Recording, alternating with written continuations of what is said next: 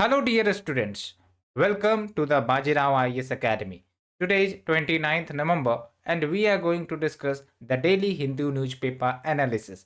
So, today we have three articles in discussion. The first article is related to creation of All India Judicial Services, and the second article is related to maritime security of the global south.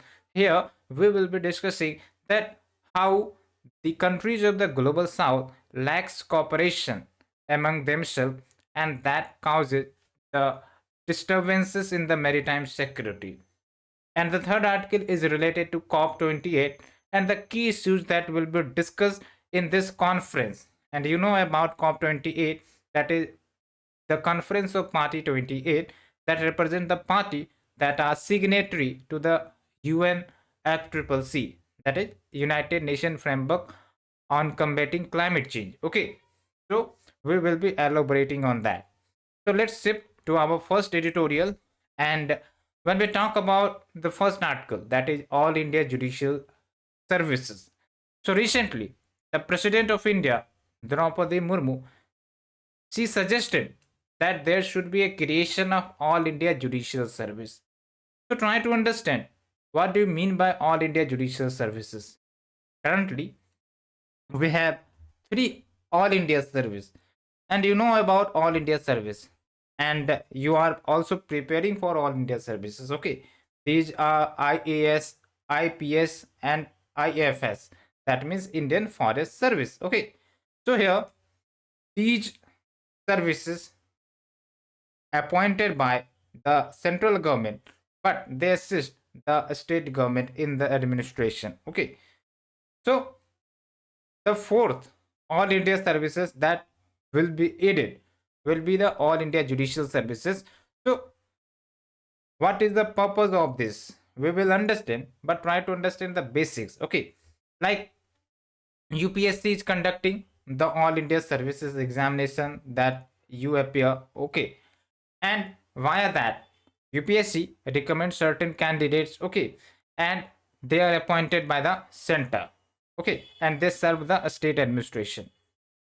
And when we talk about All India Judicial Services, so there will be similar scenario where a body will be conducting a national examination for the judicial services, and based on the rank, based on the marks, they will be recruited by the authority for the post of district judge. Okay, that's the point.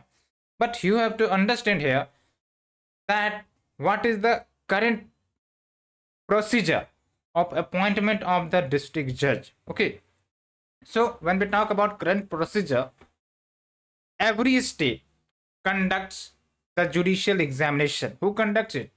The State Public Service Commission. Okay, and they, while conducting the examination, recommends the candidate for the district judge, and these candidates are appointed by the governor on the recommendation of the committee of high court judge. Okay, so that's the procedure. That means the central government do not have much role in the appointment of the district judge. Okay, and mostly the state government, the high court, do have a role. That's the point. Okay, so if the All India Judicial Services to comes into existence, so whose autonomy will be going to be disturbed? The state's autonomy in dealing with the appointment of the district judge, and also the power of high court as well. Okay, hope you understood. So there is a issue with All India Judicial Service, like it compromise with the diversity of the judges, along with there can be the disagreement among the states. Also, there can be a legal education which lacks countrywide uniformity, because the quality of legal education depends on the colleges in which you are studying. Okay, so that can also compromise. And lastly, when the toppers which get from the top law schools gets a degree, so they feel hesitation, they may feel hesitation for giving the National Judicial Service Recruitment Examination. Why? Because maybe the candidate, the topper, is going to get selection, but the selection will not be on their state. Okay, but in the current procedure, what we see that if you are a candidate of a particular state, so that particular state conducts the judicial examination and you will be posted in your state's district. So that's the point. And hence, if the EIJS comes into existence, this will lead to the centralization of the recruitment process of the district judge. So that's the point. Hope you understood. Now we are shifting to the second article. It is related to GS paper 2. Okay. So first of all, the context is the challenge of maritime security in the global south. You need to understand that when we try to classify nations, you can classify on various perspective. But one perspective, it can be like whether the country is landlocked, that means they share border only with the countries, not with the sea, okay, or the oceans. And the another will be the littoral states, that means they share borders with the water bodies, okay. So there can be these two classification. So can you identify some of the landlocked nation? Yes, you can definitely in this map, like Mongolia, okay, like Nepal, okay. So there are many more countries, but these are landlocked, okay. So they do not need to tackle maritime security challenge, but who will need the littoral state? Who comes under littoral state? Many country you can see here, okay. The developed nation like Canada, US, who shares border with the territorial water, okay, along with India, China, okay. And you can remember these country which I am encircling, these represent the global south, because these are mostly underdeveloped, least developed, okay, poor nations. So the challenge of maritime security with respect to the countries of the global south are much more, okay. And in this article there is a talk about that it is not only the conventional challenge which the global south face, but also the non-conventional threat. Here you have to understand the distinction between conventional. So conventional threat can be like piracy, like maritime terrorism, like the dispute between two countries, like we can see the dispute between China and other Southeast Asian nation with respect to the South China Sea dispute, okay. Russia Ukraine with respect to the Black Sea, okay. So these are the conventional threat, but apart from conventional threat, there is non-conventional threat. But the global south or the other nations do not focuses on the non-conventional threat, and they invest their asset, money, power to deal only with the conventional threat by strengthening their military, by strengthening their territorial and the water security, okay. So what are non-conventional threat? It is like illegal fishing that we are seeing, they are increasing along with natural disasters you can see here, okay. And maritime pollution along with drug trafficking and impact of climate change. So these are the non-conventional challenge, and whom it is going to affect much, the global south, okay, because they are poorer, they do not have technology, they do not have the resource and the technology to change, adopt, okay. So these nations will be going to face this challenge, okay. But there is a need to collaborate, cooperate. But when we talk about the collaboration among the countries of the global south, it also lacks, okay. And there are other challenges like cross jurisdictional linkages, that means in the maritime domain, it is not that only one country have the jurisdiction of a sea or the ocean. Okay, it can have the multiple jurisdiction rights depending on the unclause. Okay, United Nations Convention on Laws of Sea, and along with unequal law enforcement capability and lack of security coordination that are required to jointly combat the maritime threat, along with varying security priority of different nation, okay, of the neighboring nation as well. Like when we talk about some countries of the South Asia, so they can ship towards China, they can ship towards US. Okay, so that's the point. And along with, there is another philosophy that if we try to collaborate with the nations for the maritime security, so it can challenge our sovereignty. Okay, so that's another point. Hence, these nations try to reduce reliance on the foreign agency. And in this scenario, India is playing a good role here, because India is not only focusing on the conventional threat, but also India is focusing far from that.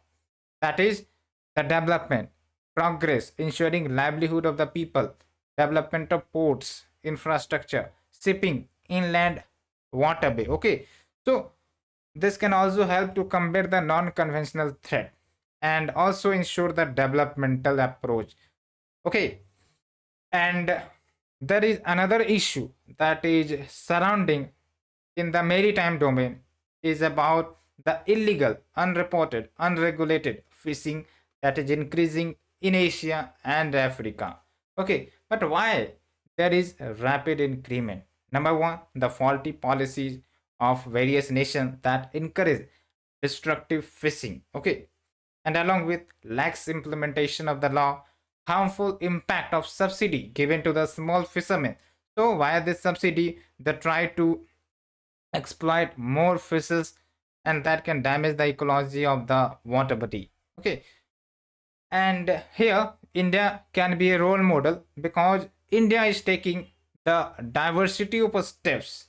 Okay, to not only ensure that conventional threats should be minimized, but also the non-conventional threats should be ended. And for that, India have Indo-Pacific Ocean initiative that are based on seven pillars like maritime ecology, maritime resources, capacity building, disaster risk reduction, and maritime connectivity as well. And can you give me the recent example that India is promoting with respect to the maritime connectivity? However, the collaborative approach that needs to be existed is not existing between the global south or the countries of the global south. Why? Because lack of interoperability along with the lacking sharing of the intelligence information, okay, and disagreement on a regional rule based order, along with more priority is given to the sovereignty and a strategic independence rather than collective action. So the article focuses on you need to have a collective approach to deal with the crisis of the maritime security, specifically related to the global south. Okay, hope you understood. And tell me the significance of the maritime security and also the significance of water body in terms of economic perspective. Tell me in the comment box. Now we are shifting to the third article, and third article is related to the conference of party 28 that is going to held in Dubai, which is a very prosperous city in the United Arab Emirates. Okay, so here we will understand about the basics of conference of party. Okay, to understand the conference of party, you need to go into the history that in 1992, remember that Rio de Janeiro conference was held, and here from this conference, United Nations framework on climate change came into existence in 1992. Okay, so this conference and the convention was aimed to deal with the climate change. Okay, and there was many party or the signatory to this convention, so they wanted to meet They wanted to discuss the progress. They wanted to adopt protocols to deal with the challenge. So in 1995, the signatory of the UNFCCC met for the first time as a conference of party in Berlin, Germany. Okay, so from that time, there was continuous on the annual basis conference of party being held. Okay, to monitor the progress, to develop the rules or certain protocols. Okay, and that's why you can see that in COP21 the Paris Agreement came into existence. Okay, similarly COP27 and now COP28. So hope you understood the basics. So after understanding the basic, you will understand better. Okay, so COP28 is going to held in Dubai, and what will be the key issue which will be focused on this conference? So remember, there will be the three important issues that will be focused here. Okay, and we will discuss the outcome of this conference as well, because this is very important topic with respect to the examination perspective. Okay, and also for the prelim. So the first issue will be about global stock take. Remember, for this prelim section, global stock take. So what do you mean by it? To understand that, you need to take a example, like when we talk about COP21, okay, Conference of Party 21. So here, Paris Agreement came into existence. So with this agreement, there was a like provision, like every 5 years, we will meet and we will try to monitor the progress towards mitigation, adaptation, and support that we are aiming for in every 5 years. Okay, so although the global stock take meeting was to happen in 2020, because the agreement, Paris Agreement, came into 2015. So after 5 years, 2020. But you know about COVID-19. Okay, so that's why it was a delay, and hence the first global stock take was occurred in 2023 itself. Okay, and tell me, the next global stock take will be conducted when? 2028, because 5 years gap. Okay, so that the issue will be discussed, the progress, how we are approaching, whether we are committed to our goals or not. So all is going to be discussed, and also the nations will uh, take some important developments or the solution that may have adopted by the other nation, all of that. And the next question will be on the fossil fuels. Remember, there is a big debate that fossil fuels should be eliminated or not, should be phased down or not. And here there is a contention between the developing nation and the developed nation. The developed nation wants the phase down of the fossil fuel, but the developing nations not. Why? Because developing nation is basically, they are based on the fossil fuel. Their economy are based on fossil fuel, specifically coal. Okay, and petrol.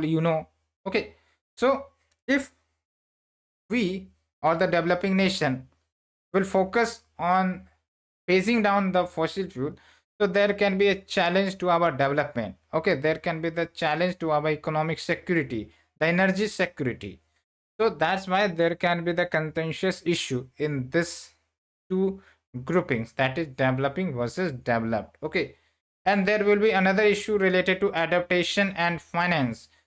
And you know that in the previous conference of party, there was an agreement that we will we will means the developed nation will provide funding to the developing nations for the loss and damage caused due to the climate change.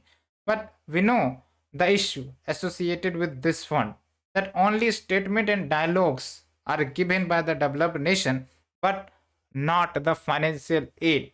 So here the developing nation will also make sure that fund should be coming for them, so that they can better adopt, they can better mitigate the challenges related to the climate change. Okay, so that's the point. Hope you understood. And there is another context you should understand, that how these conferences do have a geopolitical context here. And because of these geopolitical contexts, what we are aiming for, what we are trying to achieve, it gets hurted. How? So today, the two major contributor of greenhouse gas emission is who?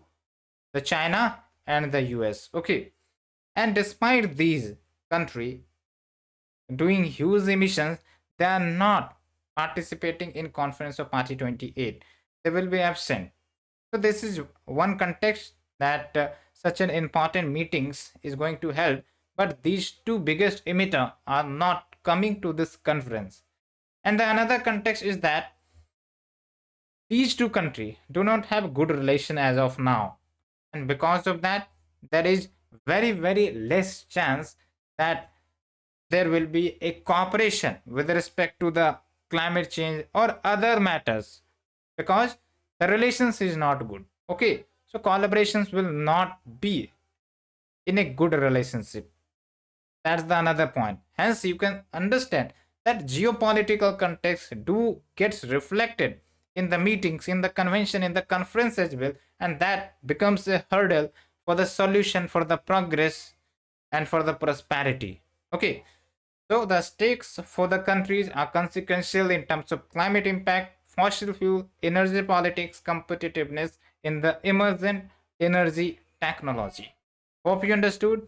And now this is the end of the session. And at last, we have a question for you to solve. And you can pause the video and find the solution. Okay, we will discuss the answer in the next session. Okay, so thank you friends, thank you for the participation, and if you are liking our initiative, please do like, share, subscribe, and also spread to your friend circle. Thank you very much.